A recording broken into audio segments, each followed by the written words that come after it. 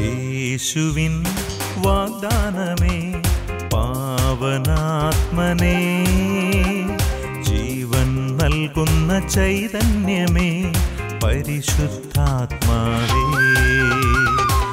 യേശുവിൻ വാഗ്ദാനമേ പാവനാത്മനേ, ജീവൻ നൽകുന്ന ചൈതന്യമേ പരിശുദ്ധാത്മാവേ. ആത്മാവേ എന്നിൽ നിറയണമേ, ആത്മാവേ എന്നിൽ നിറയണമേ, അഭിഷേകത്തിൻ നിറവായി മാറ്റണമേ, അഭിഷേകത്തിൻ നിറവായി മാറ്റണമേ. Praise the Lord. ഷേമ ഇസ്രായേലിലേക്ക് എല്ലാ മാന്യപ്രേക്ഷകർക്കും സ്വാഗതം. ക്രിസ്ത്യാനിയാവുക എന്നാൽ ക്രിസ്തുവിൻ്റെ അനുയായിയാകുക. ക്രിസ്തുവിൻ്റെ അനുയായി ക്രിസ്തുവായി മാറേണ്ടവൻ തന്നെയാണ്. ക്രിസ്തുവിൻ്റെ മനോഭാവത്തെ അവൻ്റെ ജീവിതത്തിലേക്ക് ഏറ്റെടുക്കേണ്ടവൻ. പാപികളായ നമുക്ക് വേണ്ടി സ്വജീവൻ ബലി കൊടുക്കാൻ മാത്രം ചെറുതായവൻ്റെ എളിമ എൻ്റെ ജീവിതത്തിലേക്ക് സ്വീകരിക്കാനാവണം. മത്സരങ്ങളെ മാറ്റിവെച്ചിട്ട് ക്രിസ്തുവിൻ്റെ മനോഭാവത്തെ നമ്മുടെ ജീവിതത്തിലേക്കും സ്വീകരിക്കാം. തിരുവചനത്തിൻ്റെ വെളിച്ചത്തിൽ ക്രിസ്തുവിനെ പോലെ ആയിത്തീരേണ്ടത് എങ്ങനെയെന്ന് നമുക്ക് പറഞ്ഞു തരികയാണ് കാരസ്പോണ്ടന്റ് ഡയറക്ടർ ഫാദർ കുര്യൻ കാരിക്കൽ. ഒരു വ്യക്തിയുടെ ജീവിത സാക്ഷ്യത്തിലൂടെ തിരുവചന സന്ദേശത്തിലേക്ക് നമുക്ക് പ്രവേശിക്കാം.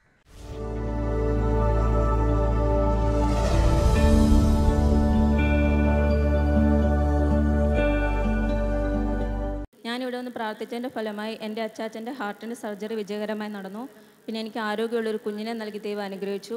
പിന്നെ ഇവിടെ ആരാധനയിൽ നിയോഗം വെച്ച് പ്രാർത്ഥിച്ചതിൻ്റെ ഫലമായി എൻ്റെ അബുദാബിയുടെ ലൈസൻസ് എക്സാം പാസ്സാകാൻ സാധിച്ചു. യേശുവേ നന്ദി, യേശുവേ സ്തുതി.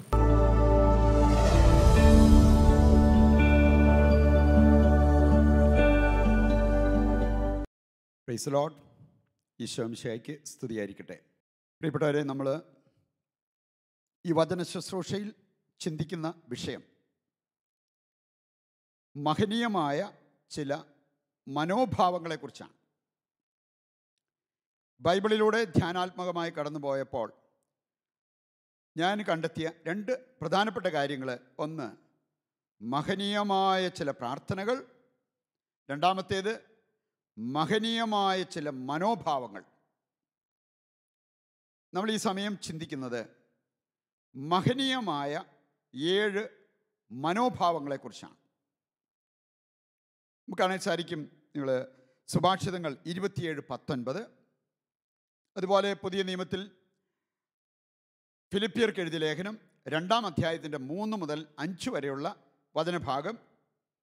സുഭാഷിതങ്ങൾ 27:19 ഞാൻ വായിക്കാം. മനുഷ്യൻ്റെ മനസ്സ് അവനെ തന്നെ വെളിപ്പെടുത്തുന്നു. ഒരു മനുഷ്യൻ്റെ മനസ്സും മനോഭാവവും അവനെ തന്നെ വെളിപ്പെടുത്തുന്നു എന്നാണ് ദൈവത്തിൻ്റെ വചനം നമ്മളെ പഠിപ്പിക്കുക. ഫിലിപ്പിയർ 2-ാം അധ്യായത്തിൻ്റെ 3 മുതലുള്ള തിരുവചന ഭാഗങ്ങൾ: മാത്സര്യമോ വ്യർത്ഥാഭിമാനമോ മൂലം നിങ്ങളൊന്നും ചെയ്യരുത്, മറിച്ച് ഓരോരുത്തരും താഴ്മയോടെ മറ്റുള്ളവരെ തങ്ങളെക്കാൾ ശ്രേഷ്ഠരായി കരുതണം. യേശുക്രിസ്തുവിനുണ്ടായിരുന്ന ഈ മനോഭാവം നിങ്ങൾക്കും ഉണ്ടായിരിക്കട്ടെ. വളരെ മഹനീയമായ ഒരു മനോഭാവത്തെക്കുറിച്ച് പറഞ്ഞിരിക്കുകയാണ്. യേശുക്രിസ്തുവിനുണ്ടായിരുന്ന ഈ മനോഭാവം നമുക്ക് കാണാൻ സാധിക്കും. 2 കൊരിന്തോസ് 8-ാം അധ്യായത്തിൻ്റെ 9-ാമത്തെ വചനം വായിക്കുമ്പോൾ, അവൻ സമ്പന്നനായിരുന്നിട്ടും തന്നെ ദരിദ്രനാക്കി, ആ ദാരിദ്ര്യത്തിലൂടെ നമ്മളെ അവിടുന്ന് സമ്പന്നരാക്കുന്നു. വീണ്ടും നമുക്ക് കാണാൻ സാധിക്കും, റോമാലേഖനം 5-ാം അധ്യായത്തിൻ്റെ 7-8 വചനങ്ങൾ വായിക്കുമ്പോൾ, ജീവൻ നൽകിക്കൊണ്ട് നമ്മളെ സ്നേഹിച്ച കർത്താവിനെക്കുറിച്ച് അവിടെ പറഞ്ഞിരിക്കുന്നത് കാണാൻ സാധിക്കും. ഇതെല്ലാം മഹനീയമായ മനോഭാവങ്ങളിൽ പെടുന്ന കാര്യങ്ങളാണ്. ഇത് രണ്ട് തരത്തിൽപ്പെട്ട ആളുകളെ നമുക്ക് കാണാൻ സാധിക്കും. ഒരു ഗ്രൂപ്പ് വലിയ നിലയിൽ ജീവിക്കുന്നവരായിരിക്കാം, എന്ന് പറഞ്ഞാൽ സാമ്പത്തിക ശേഷി, ബാങ്ക് ബാലൻസ് ഇതെല്ലാമുള്ള വ്യക്തികൾ. പക്ഷേ വളരെ നീചമായ രീതിയിൽ ചിന്തിക്കുന്ന, മറ്റുള്ളവരെ ചൂഷണം ചെയ്യാൻ പോലും മനസ്സ് കാണിക്കുന്ന വ്യക്തികളെ കാണാൻ പറ്റും. അവർക്ക് മഹനീയമായ ഒരു മനോഭാവമുണ്ടെന്ന് നമുക്ക് പറയാനാവില്ല. മറ്റൊരു കൂട്ടരെ നമുക്ക് കാണാൻ സാധിക്കും സീറോ ബാലൻസ്, എന്നാൽ ഹീറോ മനോഭാവം. സാമ്പത്തികതയുടെ കാര്യത്തിലേക്ക് നോക്കിയാൽ ബാങ്ക് ബാലൻസ് ഇല്ല, സാമ്പത്തിക കൊഴുപ്പില്ല, പക്ഷേ അവരുടെ മനോഭാവത്തെക്കുറിച്ച് ചിന്തിക്കുമ്പോൾ വളരെ മഹനീയമായ മനോഭാവം. പ്രിയപ്പെട്ടവരെ, വചന വെളിച്ചത്തിൽ ഏതാനും ചില മനോഭാവങ്ങൾ, മഹനീയമായ മനോഭാവങ്ങളായിട്ട് വചനം എടുത്തു കാണിക്കുന്ന മനോഭാവങ്ങളെക്കുറിച്ച് നമ്മൾ തിരിച്ചറിയുന്നത് നല്ലതാണ്. ആ മനോഭാവം കരഗതമാകുവാൻ നമ്മൾ ആഗ്രഹിച്ച് പ്രാർത്ഥിക്കുന്നതും പ്രവർത്തിക്കുന്നതും അത്യുത്തമമായ ഒരു കാര്യമാണ്. ഒന്നാമതായിട്ട് നമ്മൾ ചിന്തിക്കുന്നത് അവൻ വളരണം, ഞാൻ കുറയണം എന്ന മനോഭാവം. നമുക്കിത് കാണാൻ സാധിക്കുന്ന ഒരു വ്യക്തിയല്ല, പല വ്യക്തികളിൽ കാണാൻ സാധിക്കും. അതിലേറ്റവും ശ്രേഷ്ഠമായൊരു വ്യക്തി സ്നാപക യോഹന്നാനാണ്. യോഹന്നാൻ്റെ സുവിശേഷം 3-ാം അധ്യായം 30-ാമത്തെ വചനത്തിലൂടെ കടന്നു പോകുമ്പോൾ അദ്ദേഹത്തിൻ്റെ മനോഭാവം നമുക്ക് തിരിച്ചറിയാൻ പറ്റും. ഞാൻ കുറയണം, അങ്ങനെ യേശു വളരണം. പ്രിയപ്പെട്ടവരെ, ശുശ്രൂഷാ ജീവിതം നയിക്കുന്നവരും യേശുവിനെ അനുഗമിക്കാൻ ആഗ്രഹിക്കുന്നവരും യേശുവിനെ പ്രഘോഷിക്കാൻ ആഗ്രഹിക്കുന്നവരുമെല്ലാം ഹൃദയത്തിൽ കുറിച്ചിടേണ്ട മഹനീയമായൊരു കാര്യമാണിത്. ഞാൻ എത്രമാത്രം ഡിമ്മാകുന്നോ അത്രമാത്രം ക്രിസ്തു എന്നിൽ ബ്രൈറ്റ് ആകും. ഞാൻ എത്രമാത്രം കുറയുന്നുവോ അത്രമാത്രം ക്രിസ്തു എന്നിൽ വളരും, എന്നിലൂടെ മറ്റുള്ളവരിൽ വളരും. വളരെ മഹനീയമായ ഒരു മനോഭാവം. ഗലാത്യർ 2-ാം അധ്യായം 20-ാമത്തെ വചനം വായിക്കുമ്പോൾ പൗലോസ്ലീഹ ഈ മനോഭാവം സ്വായത്തമാക്കിയത് കൊണ്ട് അദ്ദേഹത്തിന് പറയാൻ സാധിച്ച ഒരു കാര്യമാണ്, ഞാനില്ല, ഞാൻ കുറഞ്ഞു എന്ന് പോലുമല്ല, ഞാനില്ല, I don't exist, Christ lives in me. ഞാനില്ല, ക്രിസ്തുവാണ് എന്നിൽ ജീവിക്കുന്നത്. 24 മണിക്കൂറും എല്ലാ പ്രവർത്തന മേഖലകളിലും നമ്മുടെ സ്വകാര്യ ജീവിതത്തിലും പുറത്തു വരേണ്ട, വെളിപ്പെടേണ്ട ഒരു മനോഭാവം ഇവിടെ പറഞ്ഞിരിക്കുകയാണ്. ഞാനില്ല, ഐ ഡോണ്ട് എക്സിസ്റ്റ്, എനിക്കല്ല പ്രാധാന്യം, ക്രിസ്തു എന്നിൽ ജീവിക്കുന്നു, ക്രിസ്തു എന്നിൽ വളരണം, ക്രിസ്തു എന്നിൽ വലിയവനായി തീരണം എന്നുള്ള ആ മനോഭാവം. പ്രിയപ്പെട്ടവരെ, അത്ര എളുപ്പത്തിൽ നമുക്ക് സ്വന്തമാക്കാവുന്ന ഒരു കാര്യമല്ല. സ്വയം മറന്ന്, സ്വയം ശൂന്യവൽക്കരിച്ച് ഈ മനോഭാവം നേടിയെടുക്കാൻ വിളിക്കപ്പെട്ടവരാണ് ഓരോ ക്രിസ്ത്യാനികളും. അതുകൊണ്ടാണ് മത്തായിയുടെ സുവിശേഷം 16-ാം അധ്യായം 24-ാമത്തെ വചനം പറയുന്നത്, നിങ്ങൾ എന്നെ അനുഗമിക്കാൻ ആഗ്രഹിക്കുന്നെങ്കിൽ സ്വയം പരിത്യജിച്ച് കുരിശുമെടുത്ത് എൻ്റെ പിന്നാലെ വരണം എന്ന് പറഞ്ഞാൽ പിന്നെ അവിടെ ഞാനുണ്ടാകരുത്. ഞാനല്ല, ക്രിസ്തുവായിരിക്കണം എന്നിൽ നിറഞ്ഞു നിൽക്കുന്നത്, ക്രിസ്തുവായിരിക്കണം എന്നിൽ വളർന്നുകൊണ്ടിരിക്കുന്നത്, ക്രിസ്തുവായിരിക്കണം എന്നിലൂടെ വളർന്നുകൊണ്ടിരിക്കുന്നത്. ഈ മനോഭാവം ആഗ്രഹിച്ച് പ്രാർത്ഥിക്കാൻ കടപ്പെട്ടവരാണല്ലോ ക്രിസ്ത്യാനികളായ നമ്മൾ ഓരോരുത്തരും. നമുക്ക് ആ ഒരു പ്രാർത്ഥനയും അതിനുള്ളൊരു പരിശ്രമവും നമ്മുടെ ഭാഗത്തു നിന്നും നടത്തിക്കൊണ്ടിരിക്കാം. രണ്ടാമതായിട്ട് നമ്മൾ മനസ്സിലാക്കിയിരിക്കേണ്ട ഒരു മനോഭാവം, ലൂക്കായുടെ സുവിശേഷം 6-ാം അധ്യായത്തിൻ്റെ 31-ാമത്തെ വചനത്തിൽ അത് കാണാൻ പറ്റും. മനോഹരമായ ഒരു മനോഭാവം. അവിടെ പറഞ്ഞിരിക്കുന്നത്, മറ്റുള്ളവർ നിങ്ങളോട് എങ്ങനെ പെരുമാറണമെന്ന് നിങ്ങൾ ആഗ്രഹിക്കുന്നുവോ അങ്ങനെ തന്നെ മറ്റുള്ളവരോട് പെരുമാറുക. കർത്താവ് പഠിപ്പിച്ച അതിവിശിഷ്ടമായൊരു കാര്യം, നമ്മൾ സ്വന്തമാക്കേണ്ട ഒരു മനോഭാവം, മറ്റുള്ളവർ നമ്മളോട് എങ്ങനെ പെരുമാറണമെന്ന് നമ്മൾ ആഗ്രഹിക്കുന്നുവോ അങ്ങനെ തന്നെ മറ്റുള്ളവരോട് പെരുമാറാൻ നമുക്കും കഴിയണം. നമുക്കൊരു തെറ്റ് പറ്റിയാൽ മറ്റുള്ളവർ നമ്മളോട് ക്ഷമിക്കണമെന്നല്ലേ നമ്മൾ ആഗ്രഹിക്കുക? നമ്മൾ ഒരു നല്ല കാര്യം ചെയ്താൽ മറ്റുള്ളവരത് അംഗീകരിക്കണം, നമ്മളെ അതിന് പ്രശംസിക്കണമെന്നൊക്കെയല്ലേ നമ്മൾ ആഗ്രഹിക്കുക? അങ്ങനെ ആ രീതിയിൽ ചിന്തിച്ചാൽ ഒരുപാട് കാര്യങ്ങൾ നമുക്ക് മനസ്സിലാക്കാൻ സാധിക്കും. അതെല്ലാം മനസ്സിൽ വെച്ചുകൊണ്ട് ഹൃദയത്തിൽ കുറിച്ചിടേണ്ട ഒരു കാര്യം, മറ്റുള്ളവർ എങ്ങനെ നമ്മളോട് പെരുമാറണമെന്ന് നമ്മൾ ആഗ്രഹിക്കുന്നുവോ അങ്ങനെ തന്നെ മറ്റുള്ളവരോട് പെരുമാറാൻ നമുക്കും കഴിയണം. പലപ്പോഴും നമ്മൾ തിരിച്ചറിയാറുള്ള, കണ്ടുമുട്ടാറുള്ള ഒരു കാര്യമാണ് ഒരു ഡബിൾ മെൻറ്റാലിറ്റി, ഒരു ഇരട്ട സ്വഭാവം. ഉൽപ്പത്തി 38-ാം അധ്യായത്തിലൂടെ കടന്നു പോകുമ്പോൾ അവിടെ നമുക്ക് കാണാൻ സാധിക്കും താമാറും യൂദായും. യൂദായുടെ കാര്യം പഠിച്ചാൽ നമുക്ക് കാണാൻ സാധിക്കും, തൻ്റെ കാര്യം വന്നപ്പോൾ ഒരു രീതിയിൽ ചിന്തിക്കുകയും മറ്റുള്ളവരുടെ കാര്യത്തിൽ അതിൽ നിന്നും വ്യത്യസ്തമായ രീതിയിലും ചിന്തിക്കുകയും ചെയ്ത ശിക്ഷാ നടപടികൾ ഏർപ്പെടുത്തിയ ഒരു വ്യക്തിയായിട്ട് നമുക്കവിടെ കാണാൻ സാധിക്കും. പ്രിയപ്പെട്ടവരെ, പൗലോസ്ലീഹായിൽ നമ്മൾ കാണുന്നത് ഇതിൽ നിന്നും വ്യത്യസ്തമായൊരു കാര്യമാണ്. അത് 1 കൊറിന്തോസ് 9-ാം അധ്യായം 27-ാമത്തെ വചനം വായിക്കുമ്പോൾ വളരെ വ്യക്തമായിട്ട് നമുക്ക് മനസ്സിലാക്കാൻ സാധിക്കും.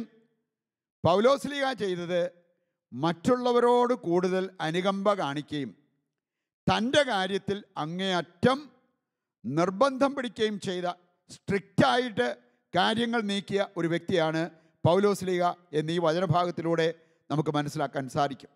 അപ്പം അതുകൊണ്ട് മഹനീയമായ മനോഭാവം, രണ്ടാമത്തെ മനോഭാവമാണ് മറ്റുള്ളവർ നമ്മളോട് എങ്ങനെ പെരുമാറണമെന്ന് നമ്മൾ ആഗ്രഹിക്കുന്നുവോ അങ്ങനെ മറ്റുള്ളവരോട് പെരുമാറുക.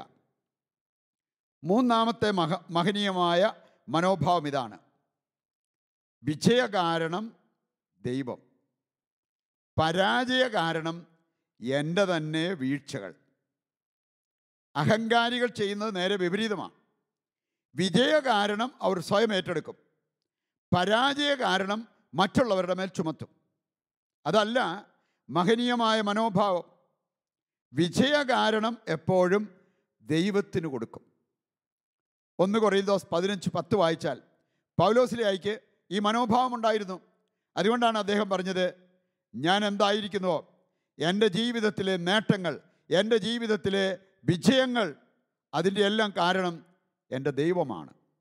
വിജയകാരണം ദൈവം. ദൈവം നമ്മുടെ പക്ഷത്തുണ്ടെങ്കിൽ ഒരിക്കലും നമുക്ക് പരാജയപ്പെടാനാവില്ല. അത് കർത്താവിൻ്റെ വചനം വ്യക്തമായിട്ട് നമ്മളെ പഠിപ്പിക്കുന്ന കാര്യമാണ്. യൂദിത്ത് 11-ാം അധ്യായത്തിൻ്റെ 10-ാമത്തെ വചനം വായിക്കുമ്പോഴും നമുക്ക് കാണാൻ സാധിക്കും, ദൈവത്തിനെതിരെ പാപം ചെയ്താൽ മാത്രമേ നമ്മെ ഈ ലോകത്തിന് തോൽപ്പിക്കാൻ പറ്റൂ. അപ്പം അതുകൊണ്ട് നമുക്ക് പരാജയം സംഭവിച്ചെങ്കിൽ അതിൻ്റെ കാരണം നമ്മുടെ പാപം മൂലം ദൈവം നമ്മളിൽ നിന്നും അകന്നുപോയതാണ്. ദൈവം നമ്മുടെ പക്ഷത്തില്ലാതിരുന്നത് കൊണ്ടാണ് നമുക്ക് പരാജയം സംഭവിച്ചത്.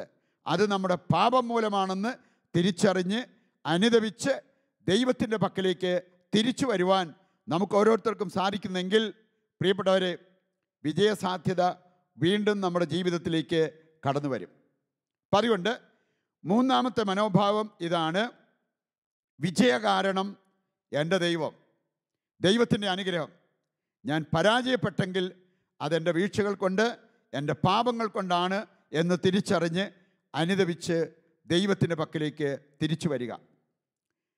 നാലാമതായിട്ട് നമ്മൾ ചിന്തിക്കുന്ന മഹനീയമായ മനോഭാവം ഇതാണ്: സ്വീകരിക്കുന്നതിനേക്കാൾ നൽകുന്നതിൽ ആനന്ദം കണ്ടെത്തുന്ന മനോഭാവം. പലപ്പോഴും എളുപ്പമുള്ളത് സ്വീകരിക്കുമ്പോൾ സന്തോഷം തോന്നുക, സ്വീകരിക്കുമ്പോൾ ആനന്ദമുണ്ടാവുക എന്നുള്ളതാണ്. അതിനേക്കാൾ മഹനീയമായ ഒരു കാര്യം പറഞ്ഞിരിക്കുകയാണ്: സ്വീകരിക്കുന്നതിനേക്കാൾ നൽകുന്നതിൽ ആനന്ദം കണ്ടെത്തുന്ന ആ ഒരു മനോഭാവം. നമുക്ക് കാണാൻ സാധിക്കും, യേശുവിൻ്റെ ജീവിതത്തിലേക്ക് നോക്കിയാൽ യേശുവിൻ്റെ ആനന്ദം സ്വയം ശൂന്യവൽക്കരിച്ച് മറ്റുള്ളവർക്കായി തന്നെ നൽകുന്നതിലായിരുന്നു. പിതാവായ ദൈവത്തിൻ്റെ ആനന്ദം തൻ്റെ ഏകജാതനായ പുത്രനെ നമുക്ക് നൽകിക്കൊണ്ട് അതിൽ ആനന്ദം കണ്ടെത്തുക എന്നതായിരുന്നു. അപ്പം അതുകൊണ്ട് ഈ മഹനീയ മനോഭാവത്തിലേക്ക് നമ്മൾ കടന്നു വരണം. അപ്പസ്തോല പ്രവർത്തനം 20-ാം അധ്യായം 35-ാമത്തെ വചനത്തിൻ്റെ കാതലായ സന്ദേശം അതാണ്: സ്വീകരിക്കുന്നതിനേക്കാൾ നൽകുന്നതിൽ ആനന്ദം കണ്ടെത്തുന്നവരാണ് ശ്രേഷ്ഠരായിട്ടുള്ള വ്യക്തികളെന്ന്. 5-ാമത്തെ കാര്യം നമ്മൾ മനസ്സിലാക്കിയിരിക്കണം. 5-ാമത്തെ മനോഭാവം ഇതാണ്: ഉള്ളതുകൊണ്ട് തൃപ്തിപ്പെടുന്ന മനോഭാവം. 1 തീമോത്തി 6-ാം അധ്യായത്തിൻ്റെ 6 മുതലുള്ള വചനങ്ങളുടെ കാതലായ സന്ദേശം അതാണ്. ഉള്ളതുകൊണ്ട് തൃപ്തിപ്പെടുന്നവർക്ക് ദൈവഭക്തി വലിയ നേട്ടമായിരിക്കും എന്ന് പറഞ്ഞാൽ, ഉള്ളതുകൊണ്ട് തൃപ്തരായി ജീവിക്കാൻ പഠിച്ചവർക്ക് പ്രാർത്ഥിക്കാൻ എളുപ്പമായിരിക്കും, സമാധാനമുണ്ടാകും, സംതൃപ്തി ഉണ്ടാകും, മറ്റുള്ളവരെ സ്നേഹിക്കാൻ പറ്റും, മറ്റുള്ളവരുമായിട്ട് പങ്കുവയ്ക്കാൻ സാധിക്കും. ഇങ്ങനെയുള്ള കാര്യങ്ങളെല്ലാം സാധ്യമാകും ഉള്ളതുകൊണ്ട് തൃപ്തരായി ജീവിക്കാൻ പഠിച്ചവർക്ക്. പ്രിയപ്പെട്ടവരെ, അതില്ലാത്തവരാണ് വേണമെങ്കിൽ അത്യാഗ്രഹത്തിലേക്ക് പോവുക. അത്യാഗ്രഹമാണ് നമ്മുടെ ജീവിതത്തിലേക്ക് പല വിധത്തിലുള്ള വിനകളും വിളിച്ചു വരുത്തുക. അത് വരാതിരിക്കാൻ നമ്മൾ ചെയ്യേണ്ട ഒരു കാര്യം, ഉള്ളതുകൊണ്ട് തൃപ്തരായി ജീവിക്കുവാൻ നമ്മൾ പഠിക്കുക എന്നുള്ളതാണ്. 6-ാമതായിട്ട് നമ്മൾ മനസ്സിലാക്കിയിരിക്കേണ്ട മഹനീയമായ ഒരു മനോഭാവം ഇതാണ്: സന്തോഷിക്കുന്നവരുടെ കൂടെ സന്തോഷിക്കുവാനും വേദനിക്കുന്നവരുടെ കൂടെ വേദനിക്കുവാനും സാധിക്കുന്ന ആ ഒരു മനോഭാവം. അത് നമ്മൾ 2 കൊറിന്തോസ് 11-ാം അധ്യായത്തിൻ്റെ 29-ാമത്തെ വചനം വായിക്കുമ്പോൾ പൗലോസ്ലീഹായിൽ കാണുന്നുണ്ട്. അദ്ദേഹം പറയുകയാണ്: നിങ്ങളിൽ ആര് വേദനിക്കുമ്പോഴാണ് എൻ്റെ ഹൃദയം വേദനിക്കാതിരിക്കുന്നത് എന്ന് പറഞ്ഞാൽ, വേദനിക്കുന്നവരോടുകൂടെ വേദനിക്കാനും സന്തോഷിക്കുന്നവരോടൊപ്പം സന്തോഷിക്കാനും കഴിയുന്നത് മഹനീയമായൊരു മനോഭാവമാണ്. അസൂയ നമ്മളിൽ കയറി പറ്റിയിട്ടുണ്ടെങ്കിൽ നമുക്ക് മറ്റുള്ളവർ സന്തോഷിക്കുമ്പോൾ സന്തോഷിക്കാൻ പറ്റിയെന്ന് വരില്ല. അതിനു പകരം നമുക്ക് മനസ്സിടിയുന്ന ആ ഒരവസ്ഥയായിരിക്കാം. പ്രിയപ്പെട്ടവരെ, മഹനീയമായ മനോഭാവം മറ്റുള്ളവരെ മുറിപ്പെടുത്തി വേദനിക്കുന്നതല്ല, മറ്റുള്ളവർ വേദനിക്കുമ്പോൾ അവരോടൊത്ത് വേദനിക്കാൻ സാധിക്കുന്നതാണ്. നമുക്കിനി അവസാനത്തെ 7-ാമത്തെ മനോഭാവം തിരിച്ചറിയാം. പിന്നിലുള്ളവയെ വിസ്മരിച്ച് മുമ്പിലുള്ളവയെ ലക്ഷ്യമാക്കി യാത്ര ചെയ്യുന്ന മനോഭാവം. പൗലോസ്ലീഹായുടെ ജീവിതത്തിൽ നമുക്കിത് കാണാൻ സാധിക്കും.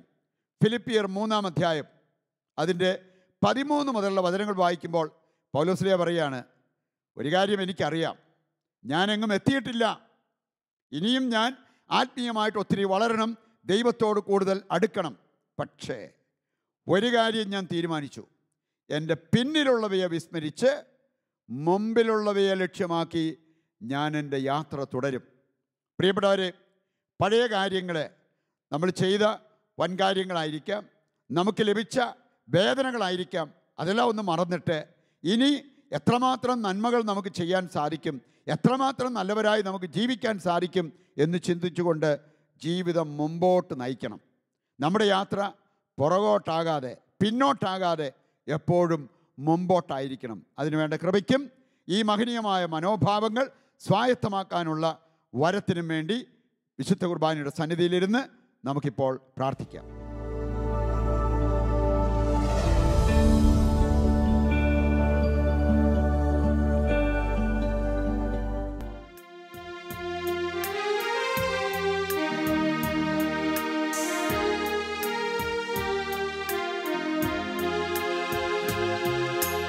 ആദ്യനും അന്ത്യനും നീ മാത്രമേ സ്തുതികൾക്കും പുകഴ്ചയ്ക്കും യോഗ്യനേശുവേ.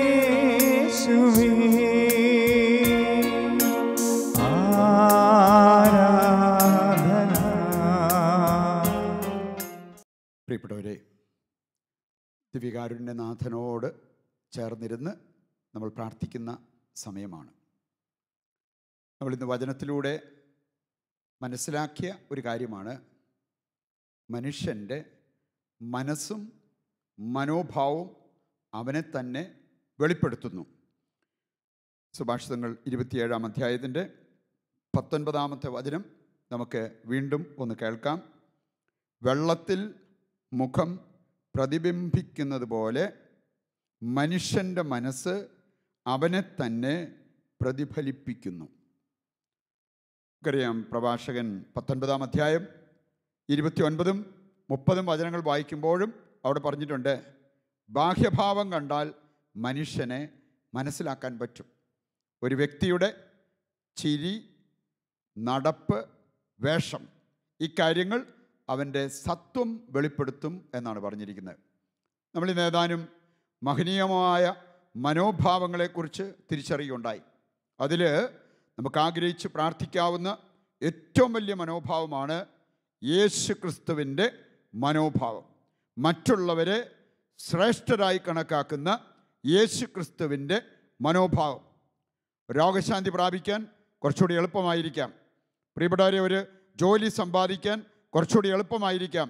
പക്ഷേ നന്നായിട്ട് അധ്വാനിച്ച് വില കൊടുത്താൽ മാത്രം നമുക്ക് സമ്പാദിക്കാൻ പറ്റുന്നതാണ് യേശു ക്രിസ്തുവിൻ്റെ മനോഭാവം. ആ ഒരു ചിന്തയോടെ ആയിരിക്കട്ടെ ഈ ഏതാനും നിമിഷങ്ങൾ ദിവ്യകാരുണ്യനാഥനോടൊപ്പം നമ്മൾ ചിലവഴിക്കുക.